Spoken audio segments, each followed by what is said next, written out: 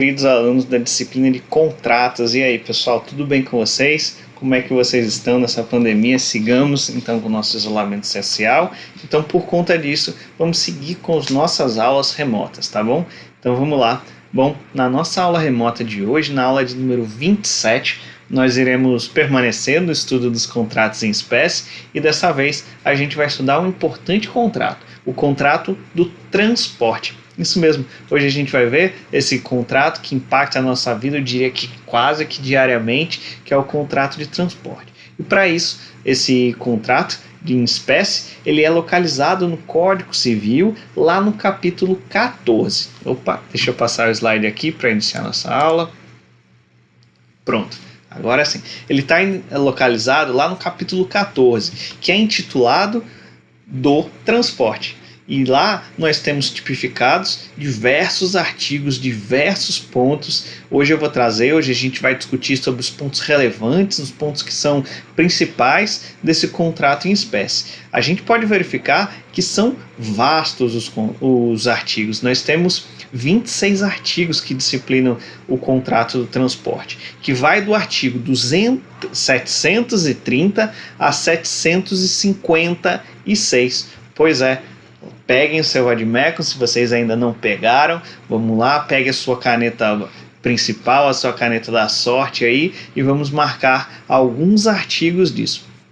E quando vocês abrirem o vademecum de vocês, já no artigo 730, vocês vão verificar que há uma subdivisão desse capítulo 14, que é intitulado do transporte. É uma subdivisão que vão ter 3 sessões, e a primeira sessão vai trazer as regras gerais dos contratos de transporte e as demais vão ser disciplinados em 2 sessões que vão dizer, na verdade, sobre as modalidades do contrato do transporte. O primeiro deles é o transporte de pessoas e o segundo, o transporte de coisas, respectivamente. Nós temos, portanto, a primeira sessão, que são as regras gerais, a segunda sessão do contrato de transporte de pessoas e a terceira e última sessão, que é o contrato de transporte de coisas. Pois é, vamos lá, vamos iniciar então o nosso estudo. E o primeiro ponto que eu trago para vocês é a respeito do conceito e da natureza jurídica do contrato de transporte. Um procedimento que, na verdade, a gente já traz. Sempre eu faço essa introdução, depois vamos para os conceitos, a natureza jurídica e, por fim, para as regras principais desses contratos, para os pontos relevantes desses contratos. E bom, sobre o conceito, nós podemos conceituar que o contrato de transporte é o contrato pelo qual alguém, que também é denominado como o transportador, ele se obriga, mediante uma determinada remuneração, a transportar de um local para outro, seja uma pessoa ou uma coisa. E isso pode ser através de um meio terrestre, através do sistema rodoviário ou ferroviário, ou também pelo modo aquático, pelo transporte marítimo, fluvial ou lacustre. Ou também a gente tem através do sistema aéreo. Então vou repetir, tenha calma, vamos lá, quem quiser anotar essa parte do conceito, pode pegar sua caneta aí, com toda a calma a gente vai anotar, enquanto que eu vou beber minha água em primeiro lugar. Vamos lá. O contrato de transporte é o contrato pelo qual o transportador ele se obriga, mediante uma remuneração, a transportar de um local para outro pessoas ou coisas, seja pelo meio terrestre, aquático ou aéreo. Pelo meio terrestre, nós temos o sistema rodoviário e ferroviário. Pelo meio aquático, nós temos 3, que é o sistema marítimo, fluvial ou lacustre.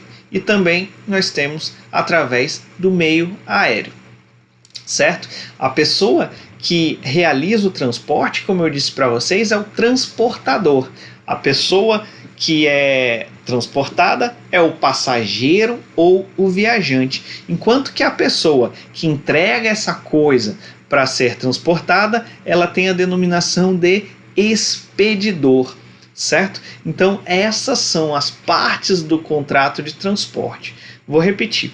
nós temos o transportador, o passageiro e o expedidor, certo? E o que identifica o contrato é a obrigação de resultado do transportador. Qual é esse resultado? Levar a coisa de um lugar para outro, levar a pessoa de um lugar para outro. Então, este é um contrato que é firmado mediante uma obrigação de resultado e diante de uma cláusula de incolumidade de levar a pessoa ou a coisa a um destino com total segurança.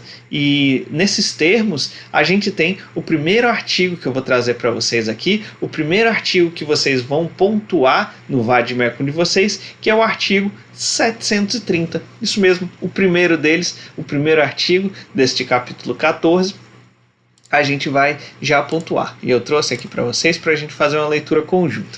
Artigo 730. Pelo contrato de transporte, alguém se obriga, mediante uma remuneração, a transportar de um lugar para outro pessoas ou coisas. Bom, o contrato de transporte, ele aplica-se o Código Civil, como a gente pode verificar. Mas também a gente tem que imaginar a situação de que haja uma relação jurídica de consumo, como é comum. E diante disso, diante dessa prática que é comum, a gente tem o Código de Defesa do Consumidor, que é a Lei 8.078 de 90. Desse modo, deve-se buscar aqui é onde boa parte da doutrina cinge as suas discussões sobre o contrato de transporte. Eu posso apostar com você que quando você abrir a sua doutrina para fazer o seu estudo paralelo, você vai verificar essa discussão, que é o diálogo das fontes. Diálogo das fontes, porque não somente nessa discussão a respeito de Código Civil, Código de Defesa do Consumidor, mas nós temos outros dispositivos, outras leis especiais, nós temos tratados internacionais, conforme a gente vai ver no decorrer da aula. Então, este vai ser um ponto que a gente vai discutir bastante, que é essa questão do diálogo das fontes entre duas ou mais leis, no que tange a esse contrato.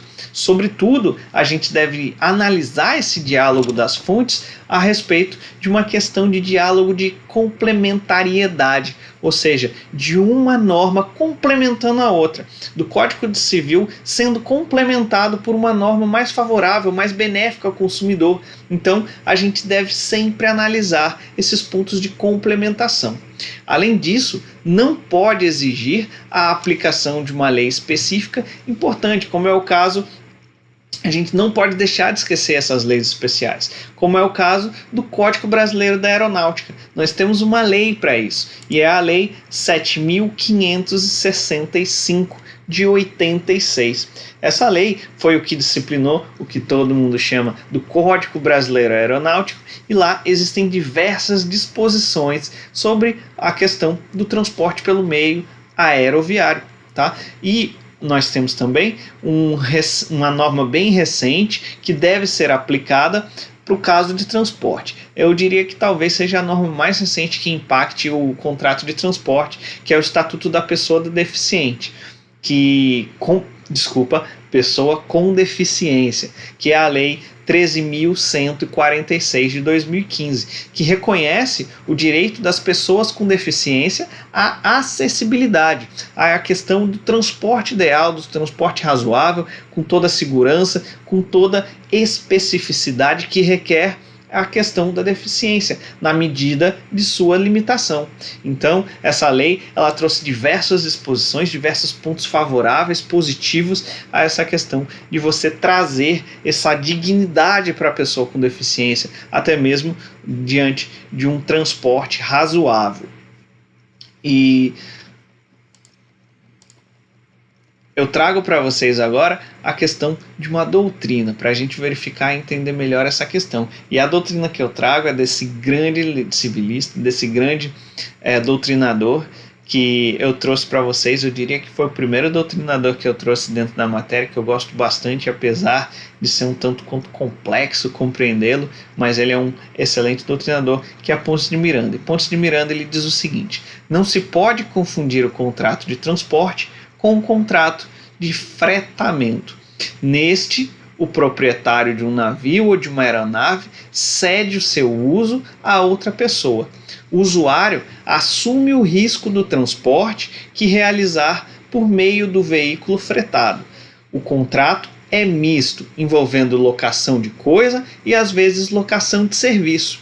E o seu objeto principal, porém, não é o deslocamento de pessoas ou de mercadorias. É o usuário que no fretamento exerce a atividade de navegador, o que é completamente estranho ao contrato do transporte, mesmo quando se freta uma nave com a respectiva tripulação e não se tem o contrato de transporte. Tá? Ficou claro para vocês, pessoal, essa questão inicial, essa questão dos conceitos iniciais? Se por acaso não ficou, coloque o seu comentário aqui no YouTube. Vocês podem me procurar também através do WhatsApp, através de e-mail ou através do Moodle, que é a nossa plataforma oficial da nossa FACAP, tá bom? Então, toda aula eu lanço lá um tópico das dúvidas. Então, você pode, porventura, tirar qualquer dúvida, dirimir qualquer dúvida que venha a ter sobre a nossa disciplina, tá bom? Agora eu queria discutir com vocês a respeito da natureza jurídica do contrato de transporte, daquela velha forma que eu gosto de trazer aqui as classificações, e a partir da classificação a gente consegue compreender melhor essa questão da dinâmica e a questão da peculiaridade pertinente do contrato. E o contrato de transporte é um negócio jurídico típico e enominado, sinalagmático, oneroso, instantâneo de duração, de atividade principal e consensual. Isso tudo a gente traz 7 classificações aqui a respeito da natureza jurídica. A gente pode trabalhar cada um pouquinho, mas eu faço aqui o alerta: se você não compreendeu esses nomes estranhos aqui que eu coloquei, você deve voltar para a aula de classificação. Lá na aula de classificação a gente trabalhou cada um desses pontos. Eu trouxe para vocês cada um desses pontos de forma com que a gente compreendesse isso da melhor forma possível, tá bom? Bom, o contrato de transporte ele é um negócio jurídico típico e nominado, que passou a ser caracterizado, que passou a ser previsto no Código Civil e tem as suas características bem definidas. A gente viu que são 26 artigos, ou seja, as características, as peculiaridades, os pontos principais estão todos devidamente fixados e devidamente previstos aqui no Código Civil. E ele trata também dessa questão do sinalagmático. E aí, quem é que domina já esse conceito sinalagmático? Quem é que domina essa terminologia? Que nada mais é do que bilateralidade. Ou seja, pode gerar reciprocamente a questão de direitos e obrigações para ambas as partes. Então a gente vê que ambas as partes desse contrato, do contrato de transporte, elas vão ter direitos e deveres, ou direitos e obrigações, tá bom? E também a questão da onerosidade, porque conforme eu falei logo no início, tem que haver essa questão da remuneração. A gente verifica a presença da remuneração. Assim sendo, não há que se falar em contrato gratuito de transporte. E quanto à questão do tempo, eu trouxe o conceito aqui para vocês de ser instantâneo ou de duração. É um contrato que ele pode ser estabelecido na modalidade instantânea. Por exemplo, esse transporte público que é feito diariamente. Quando a gente verifica a questão dos ônibus, por exemplo, que é diariamente, a gente verifica apenas um trecho ali, ou até mesmo um contrato de duração. O contrato de duração é o contrato de transporte de empregados, feito por uma empresa terceirizada de uma forma permanente. Posso trazer como exemplo aqui da nossa região. Algumas empresas fornecem ali para os trabalhadores de uva, para os trabalhadores de manga, para a questão da fruticultura, que nós temos fortemente aqui na nossa região, a fruticultura irrigada. Algumas empresas fornecem um transporte, o translado desses trabalhadores. E esse translado ele não é apenas uma vez, ele é todos os dias a gente percebe que é de uma forma permanente. E isso, essa questão de ser instantâneo ou de duração, a gente verifica que há a depender da situação fática e da vontade das partes. Então, a depender da vontade das partes e da situação que é necessário ser convencionado esse contrato de transporte, é que a gente vai poder afirmar essa classificação quanto ao tempo. E a gente verifica também, em relação a essa função econômica, que ele trata-se de um contrato de atividade, que ele é caracterizado pela prestação de uma conduta de fato, mediante a qual se conseguirá essa utilidade econômica que é pleiteado como objeto do contrato. E por fim, eu trago para vocês a questão do contrato ele ser principal e definitivo, uma vez que não depende de qualquer outro pacto, de qualquer outra avença, de qualquer outro negócio jurídico para que ele seja concretizado. A gente não discute aqui a questão de ser um contrato acessório, tá? Então, pode ser que alguém já esteja falando. E a questão do contrato acessório de transporte, por exemplo, a questão do contrato de bagagem, transporte de bagagem. E aqui, meus queridos alunos, o que eu posso dizer para vocês? Embora seja possível estabelecer um contrato acessório de transporte, como por exemplo, o contrato de transporte de bagagem, como acessório ao contrato principal de transporte de passageiros, a gente tem aqui essa questão de discussão. Qual que é o contrato principal, o que vem a ser o contrato acessório? Bem como não é preparatório para nenhum outro tipo de negócio jurídico, o contrato de transporte, certo? E nesse momento a gente avança para nosso segundo tópico das regras gerais. Bom, eu destaquei para vocês aqui a regra geral. Quem for analisar, quando vocês forem verificar, eu peço por gentileza que vocês deem uma lida nesses artigos. Quando vocês forem verificar, vocês vão ver que são diversas situações. Desse modo, eu destaquei aqui alguns pontos interessantes. Vejamos. O primeiro ponto que eu trago é o artigo 731.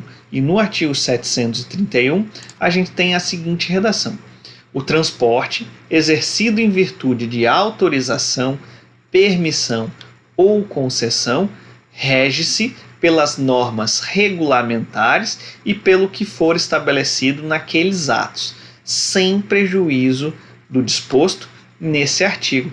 Bom, meus queridos alunos, o transporte ele pode ser público ou particular. O transporte público ele subordina-se à regulamentação administrativa. A Constituição Federal ela estabeleceu essa questão da competência regulatória. Ela fez, na verdade, são 3 pontos que a gente vai encarar, então eu peço que vocês prestem atenção nesse momento. A União cabe regular o transporte aéreo, ferroviário e aquaviário. E temos, inclusive, um dispositivo que diz que é o dispositivo no artigo 21, no seu inciso 12, nas alíneas C e D. Nós temos também que a Constituição, estou falando da Constituição, tá bom? O artigo 21, que diz que a União ela deve regulamentar o transporte aéreo, ferroviário e aquaviário, é da Constituição. Nós temos também um dispositivo no artigo 25, parágrafo 1º da Constituição, que diz que cabe aos estados e ao Distrito Federal a competência de regulamentação do transporte intermunicipal. Portanto, quando a gente tem transporte intermunicipal, essa regulamentação ela é dada pelos estados e pelo Distrito Federal. E por fim, a gente verifica no artigo 30, inciso 5, que há a competência aos municípios para a regulamentação do transporte coletivo dentro de sua alçada, ou seja, dentro da esfera municipal. O transporte coletivo municipal é de competência e regulamentação do próprio município, tá bom? O dispositivo, ele estabelece também, a gente pode ver aqui no artigo 731, que há uma certa estabelecimento de subsidiariedade. Então a gente verifica que o Código Civil ele traz em relação às leis que regulamentam o transporte público. Isto é, aplicam-se as regras do Código Civil somente diante do silêncio dessa legislação administrativa. Vou repetir porque eu quero que isso fique bem claro para vocês, tá bom, meus queridos alunos? Quando a gente verifica que as regras do Código Civil, elas devem ser aplicadas sempre que a legislação administrativa ela for silente. Se a legislação administrativa ela não prevê determinado tipo de situação e o nosso Código Civil esteja prevendo, então deve ser aplicado as normas do Código Civil. E se porventura a gente tem essa situação prevista tanto na legislação administrativa quanto no Código Civil, então deve ser aplicado a legislação administrativa.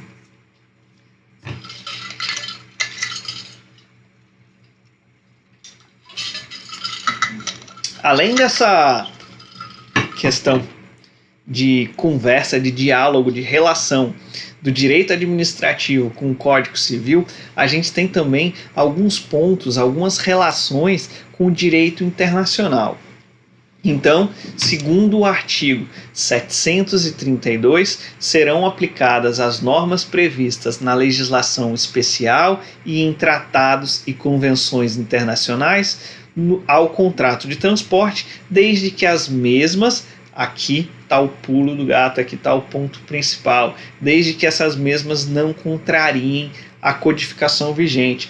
Então, essas normas internacionais, essas legislações especiais, esses tratados internacionais, convenções internacionais, enfim, qualquer outros desses dispositivos, qualquer outras dessas codificações, elas podem ser recepcionadas sim pelo nosso ordenamento jurídico, desde que não contrarie essa codificação que esteja vigente, tá bom?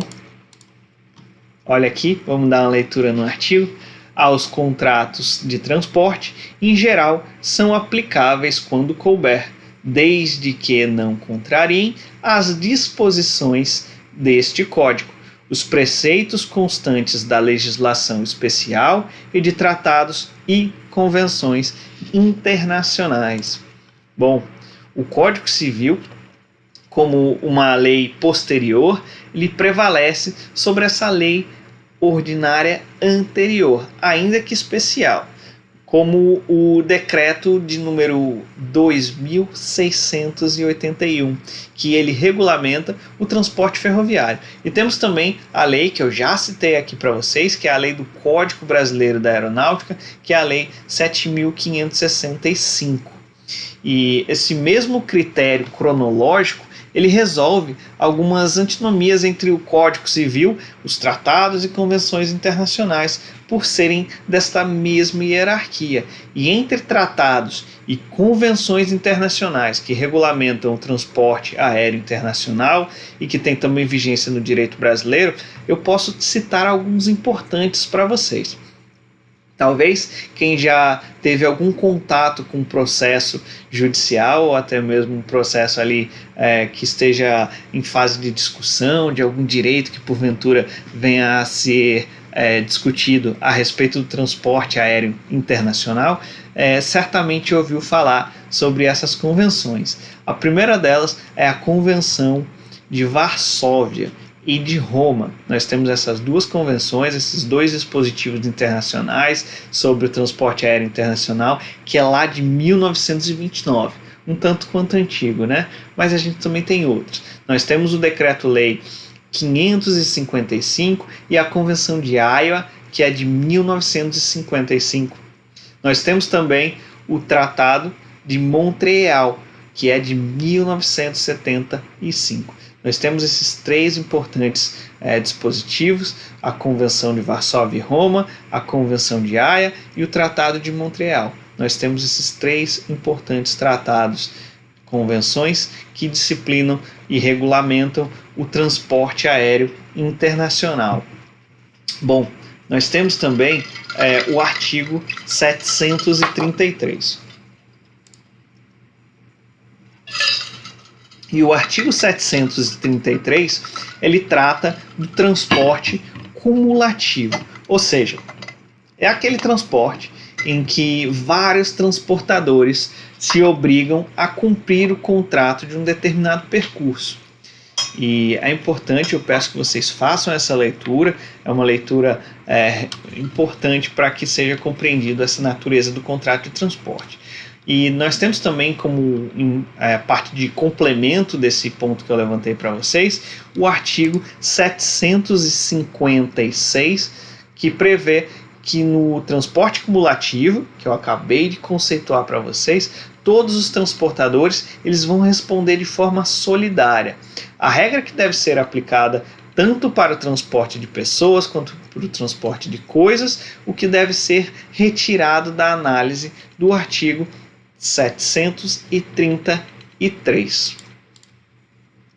O terceiro ponto que eu trago para vocês, aqui a gente vai entrar agora na parte das modalidades. Já falamos, portanto, das regras gerais, trouxe aqui diversos pontos para vocês, diálogo das fontes, tratados e convenções internacionais para transporte aéreo internacional, falei do transporte cumulativo, solidariedade quanto ao transporte cumulativo. Eu queria agora adentrar na parte da modalidade propriamente dito. Como eu falei logo no início, nós temos duas, que é o transporte de pessoas e o transporte de coisas. E o primeiro que eu trago para a gente discutir é o transporte de pessoas. O transporte de pessoas é aquele pelo qual o transportador ele se obriga a levar uma pessoa ou a sua bagagem até o destino, com total segurança, mantendo incolume os seus aspectos físicos e patrimoniais. E são partes do contrato de transporte de pessoas o transportador, que é aquele que obriga a realizar o transporte, e o passageiro, que é aquele que contrata esse transporte, ou seja, aquele que será transportado mediante uma remuneração, que vai ser o pagamento do preço. E esse pagamento do preço ele recebe uma denominação. Para o contrato de transporte de pessoas, nós temos uma denominação para o pagamento do preço, que é a passagem. Pois é, a passagem, vocês conhecem isso. Eu nem precisaria explicar esse ponto, mas fica aqui o meu destaque. E essa obrigação que é assumida pelo transportador é sempre de resultado, pessoal, já falei isso para vocês. E justamente diante dessa cláusula de incolumidade é que se fundamenta a questão da responsabilização. E essa responsabilização ela vai ser independentemente de culpa em caso de prejuízo, ou seja, estamos diante de uma responsabilidade objetiva, beleza? E essa responsabilidade objetiva, ela também pode ser evidenciada, nós temos um dispositivo que evidencia, que fica ainda mais claro, que é o artigo 734 do nosso Código Civil, que prevê que o transportador somente não responde nos casos de força maior. E quando eu falo de força maior, eu estou falando aqui de um evento que é previsível, mas inevitável, certo? O caso de fortuito, que é aquele evento que é totalmente imprevisível, ele também constitui uma excludente. Até porque também muitos doutrinadores e a própria jurisprudência considera que essas expressões são tanto quanto sinônimos. A gente está vivendo esse período do coronavírus, esse período do Covid, e muito se discute a respeito de força maior, a respeito de caso fortuito, e eu tenho lido bastante texto, bastante doutrinadores conceituados falando que na verdade são expressões sinônimas que não devem ser tratadas de forma apartada. E o artigo que eu trago para vocês aqui é o artigo 734. E no artigo 734 a gente tem a seguinte redação: o transportador responde pelos danos causados às pessoas transportadas e suas bagagens, salvo motivo de força maior, sendo nula qualquer cláusula excludente da responsabilidade. A gente tem visto isso, a gente vê essa questão de que eventuais danos à bagagem não serão de responsabilidade do transportador. Vocês já viram isso? Pois é extremamente comum e é uma cláusula extremamente abusiva, conforme a gente verifica até mesmo aqui no artigo 734. E o artigo 734, ele tem em seu parágrafo único a seguinte redação: é lícito ao transportador exigir a declaração de valor de bagagem, a fim de fixar o limite da indenização. Pessoal, é claro, a gente tem que ter essa declaração de bagagem de forma antecipada, antes de ser realizado o serviço, o objeto do contrato de transporte, e nessa declaração de bagagem deve ser dito qual é o valor, deve ser dito qual é o objeto que está sendo portado lá, até mesmo se houver um eventual dano nessa bagagem, que se saiba o que vai ter que ser quantificado, o que vai ter que ser indenizado. Eu sei que isso não é muito obedecido. A gente vê que poucas transportadoras elas fazem essa questão de exigência da declaração do valor de bagagem. E rapidinho, deixa eu comentar só mais um ponto aqui com vocês. A respeito desse artigo também 734, a gente consegue verificar, a gente consegue entender que não torna obrigatório a esse consumidor passageiro essa referida declaração. Mas, na verdade, o dispositivo ele enuncia que é lícito exigir essa declaração, visando facilitar essa prova desse prejuízo, como eu conversei com vocês. Então, o que eu quero deixar claro aqui é que não é obrigatório.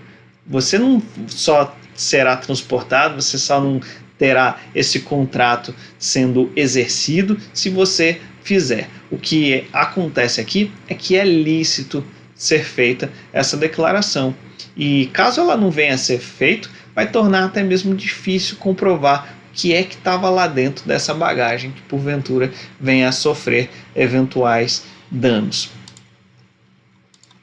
Agora sim, vamos avançar, e o próximo artigo que eu trago para vocês é o artigo 735. E no artigo 735, a gente verifica a seguinte redação: a responsabilidade contratual do transportador por acidente com o passageiro não é elidida por culpa do terceiro, contra o qual tem a ação regressiva. Bom, estabelece esse dispositivo legal, meus queridos alunos, essa atual codificação material, que a responsabilidade contratual do transportador por acidente com o passageiro, ela não é elidida por culpa de terceiro, contra a qual se tem essa ação regressiva. E essa redação, ela segue uma importante súmula do STF, que é a súmula de número 187, 187, que previa o mesmo, ou seja, que a culpa exclusiva de terceiro não é excludente do dever de indenizar o transportador, assegurado esse direito de regresso da transportadora em face desse terceiro. E outra súmula também que merece destaque é a súmula de número 145 do STF, que diz o seguinte: dessa forma, nós temos que o seguinte entendimento: o transporte, se ele for clandestino, não há responsabilidade civil. Transporte clandestino, não há responsabilidade civil. Quando nós tivermos um transporte que ele for puramente gratuito ou desinteressado, haverá a responsabilidade extracontratual, nos termos da súmula 145 do STF. E quando a gente estiver diante de um transporte que ele seja gratuito com as vantagens indiretas, ou até mesmo aquele transporte oneroso, haverá a responsabilidade contratual objetiva, como já falei mais de uma vez aqui para vocês. E o quarto e último tópico é o tópico do transporte de coisas. Pelo transporte de coisas, o expedidor ou até mesmo o remetente, ele entrega bens corpóreos ou mercadorias para esse transportador, para que esse transportador ele leve até o destinatário. E quando a gente fala em contrato de transporte de coisas, tem que haver essa previsão de pontualidade e segurança. É preciso ressaltar que o destinatário ele pode ser até mesmo o próprio expedidor.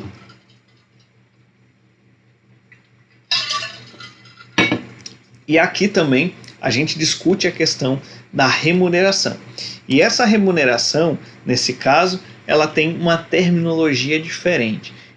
Qual que é? Eu tenho certeza que vocês também já ouviram. É a terminologia frete. Pois é, quando a gente fala da remuneração devida ao transportador, a gente fala em frete. E como ocorre com o transporte de pessoas, o transportador de coisa, ele assume também uma obrigação de resultado, o que justifica essa questão da responsabilidade contratual objetiva. A coisa, quando é entregue ao transportador, ela deve ser necessariamente caracterizada por sua natureza, valor, preço e quantidade. O que seja mais necessário também, com todas as especificações, é necessária quando você entrega para o transportador, até mesmo para que se não confunda com outras mercadorias, com outros objetos, com outras coisas. E também o destinatário, ele deve ser indicado com alguns requisitos identificadores. E nós temos inclusive um artigo, um dispositivo legal que diz que pelo menos deve haver a identificação do nome e do endereço. Afinal, é preciso saber para quem vai ser entregue e também é preciso saber em qual local será entregue. E isso é previsto lá no artigo 750. E outro ponto também que é relevante a gente falar é que dispõe o artigo 744, que ao receber a coisa, o transportador ele vai emitir um conhecimento com essa menção de dados que seja identificado. E isso deve ser obedecido através de uma lei especial. Ou seja, quando se entrega essa coisa, quando se entrega essa mercadoria, é necessário que seja identificado, é necessário que seja fornecido algo que demonstre esse transporte que vai ser realizado. E trata-se desse conhecimento de frete ou de carga, que comprova que houve o recebimento dessa coisa, que houve o recebimento dessa mercadoria e que diante desse recebimento vai haver a obrigação estipulada no contrato de transporte de coisas, que é o quê? O transporte da mercadoria ou o transporte dessa coisa. E esse documento é um título de crédito, que ele é um título de crédito atípico, inominado ou impróprio. Ele deve também ser aplicados a eles as normas previstas aqui no Código Civil. E tem as normas previstas, tem inclusive artigo também que ressalva essa questão de previsão, que é o artigo 887. Ainda quanto a essa questão de conhecimento de frete, o transportador ele poderá exigir que o remetente lhe entregue devidamente assinada essa relação discriminada das coisas que serão transportadas, em duas vias. Uma das quais por ele vai ser devidamente autenticada, que fará parte integrante desse conhecimento, e a outra vai ser fornecida quando houver essa entrega dessa coisa ou dessa mercadoria. E essa regra ela decorre do dever de informação, do atendimento ao princípio da informação, o qual não tem um direito previsto, e sim é um entendimento que se faz. É um entendimento previsto tanto no nosso Código Civil quanto no nosso Código de Defesa do Consumidor. E o artigo 745 do Código Civil, ele apresenta um problema técnico. Pessoal, eu queria que vocês tivessem muita atenção agora para a gente discutir esse problema técnico, para que, porventura, você não venha a ter um equívoco futuro. Por favor, não tenha esse equívoco, então merece o nosso destaque e bora lá. Então eu vou fazer a leitura, depois eu vou fazer essa crítica, que é uma crítica tanto dos doutrinadores, quanto a gente já tem jurisprudência nesse sentido também. E é o seguinte, artigo 745.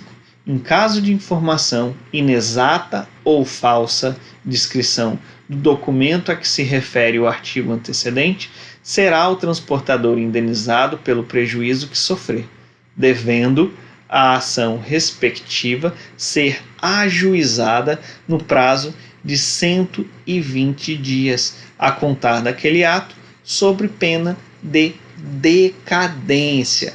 E como é que vocês podem perceber aqui, nesse dispositivo, prevê que o transportador ele terá esse direito subjetivo de pleitear uma indenização decorrente de perdas e danos se esse contratante ele prestar uma informação falsa ou até mesmo nesse conhecimento desse frete tiver alguma inexatidão. Para essa ação condenatória, o comando legal, esse artigo, ele prevê esse prazo decadencial de 120 dias, contados da data em que foi prestada essa informação inexata. Ora, se a ação indenizatória que é referenciada, que é referendada aqui no artigo 745, ela é condenatória, não se justifica, então, essa previsão, essa conceituação de um prazo decadencial que nela consta. Portanto, trata-se de um descuido do legislador que eu não gostaria que vocês cometessem esse descuido. Não é prazo decadencial, ok? A gente está falando de outro comando, outro tipo legal. E outro ponto que merece destaque é o artigo 749. Vamos dar uma olhadinha? O artigo 749, ele diz o seguinte: o transportador conduzirá a coisa ao seu destino, tomando todas as cautelas necessárias para mantê-la em bom estado e entregá-la no prazo ajustado ou previsto. Bom, meus queridos alunos, verifiquem por este comando legal, por esse artigo, por esse dispositivo que nós temos que a previsão da cláusula de incolumidade. Aqui é especificada essa cláusula de incolumidade especificadamente a respeito do transporte das coisas, a fundamentar uma eventual responsabilidade objetiva. E aqui o que eu quero repisar para vocês é que a cláusula ela não vai promover uma indenização. Ela é inoperante também a respeito de transporte de mercadorias. Inclusive, se é simulado, nós temos a súmula 161 do nosso STF. E essa cláusula de incolumidade, ela pode ser ainda retirada do artigo 750, do artigo subsequente a esse que acabamos de efetuar a leitura, que diz a respeito da responsabilidade do transportador, limitando-se ao valor constante neste conhecimento, neste documento de conhecimento. E essa responsabilidade ela tem início no momento em que ele ou seus prepostos, os funcionários dessa transportadora, eles recebam esta coisa, eles recebam esta mercadoria. E somente termina quando é devidamente entregue a esse destinatário. E nos termos do artigo 749, em bom estado e dentro do prazo ajustado. Tá bom? Bom, meus queridos alunos, era isso que eu tinha para conversar com vocês hoje. Eu desejo a todos um bom final de semana, uma boa semana vindoura. Que na nossa próxima aula, que será a nossa aula de número 28, nós permaneceremos estudando os contratos em espécie e dessa vez será o contrato em espécie do seguro, pois é bem usual, bem prático e bem aplicado na nossa sociedade. E estudaremos o contrato do seguro na nossa próxima aula, na aula remota de número 28. Bom, até a próxima aula e vamos em frente, conte comigo, valeu! E presta atenção na data agendada para a questão relâmpago e também para a nossa AV2, se programem, anotem aí na agenda de vocês, anotem no planner, anotem no celular, bote post-it se você for de post-it. Valeu e até a próxima!